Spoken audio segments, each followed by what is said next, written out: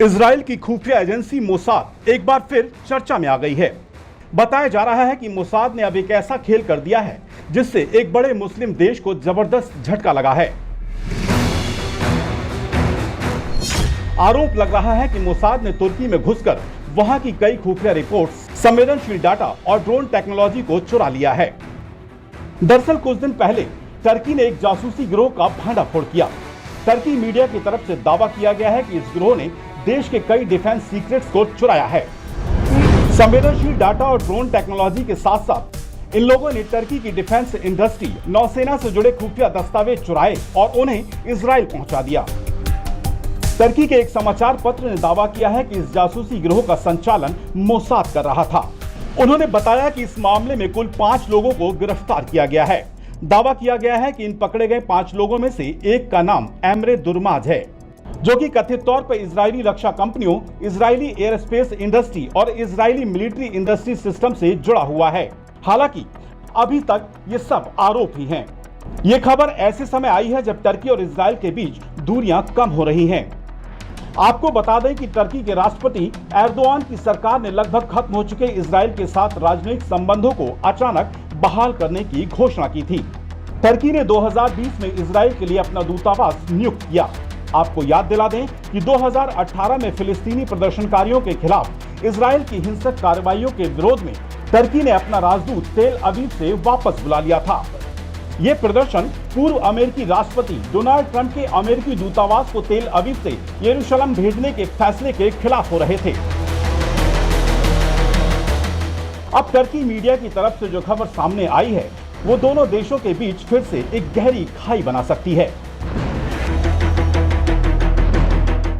Israel की खुफिया agency Mossad के कारनामे दुनिया भर में चर्चा का विषय बने रहते हैं। ऐसा ही वाकया नवंबर 2020 में हुआ, जिससे पूरी दुनिया हैरान रह गई थी। दरअसल उस समय ईरान ने आरोप लगाया कि उसके मुख्य परमाणु वैज्ञानिक मोहसिन फखरीजादे की दिन दहाड़े हत्या इजराइल की खुफिया एजेंसी मोसाद ने कराई है। एक रिपोर्ट में खुलासा हुआ है कि फखरीजादे की हत्या के लिए रिमोट कंट्रोल मशीन गन का इस्तेमाल किया गया, जिसे करीब 1400 किलोमीटर दूर से मोसाद ऑपरेट कर रहा था। हालांकि इस बात पर भरोसा करना मुश्किल है कि 1400 किलोमीटर दूर से किसी व्यक्ति को कैसे मारा जा सकता है।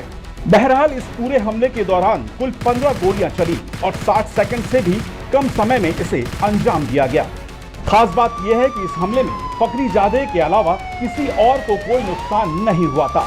बताया गया है कि इस ऑपरेशन का एक एक हिस्सा हैरतअंगेज कारनामों से भरा हुआ था। इसके अलावा साल 2018 में मोसाद ने ईरान में घुसकर बेहद खतरनाक मिशन को अंजाम दिया था। करीब 6.5 घंटे के इस ऑपरेशन में 2 दर्जन जासूस शामिल थे। इस मिशन में इन जासूसों को तेहरान में बने एक वेयरहाउस से ईरान के न्यूक्लियर मिशन की राज वाली फाइलें चुरानी थी। वेयरहाउस के अलार्म सिस्टम से छेड़छाड़ करके मोसाद के जासूस वहां घुस गए। वेयरहाउस को खुफिया रखने के लिए रात के वक्त गार्ड्स तैनात नहीं किए जाते थे। इसी का फायदा मोसाद ने उठाया। स्पेशल टॉर्च के जरिए तिजोरियों में सेल लगाई गई और वो अपने साथ करीब 50,000 पेज और 163 सीडी लेकर निकल गए। मोसाद यही नहीं रुका, उसने फिर साल 2021 की शुरुआत में ईरान के बेहद महत्वपूर्ण परमाणु संयंत्र नतांज में रहस्यमय तरीके से हमला कर दिया। यह धमाका इतना शक्तिशाली था कि इस विस्फोट से अत्यंत सुरक्षा घेरे में रहने वाले परमाणु संयंत्र का आंतरिक पावर सिस्टम तबाह हो गया और ईरान का परमाणु कार्यक्रम करीब 9 महीने के लिए पीछे चला गया।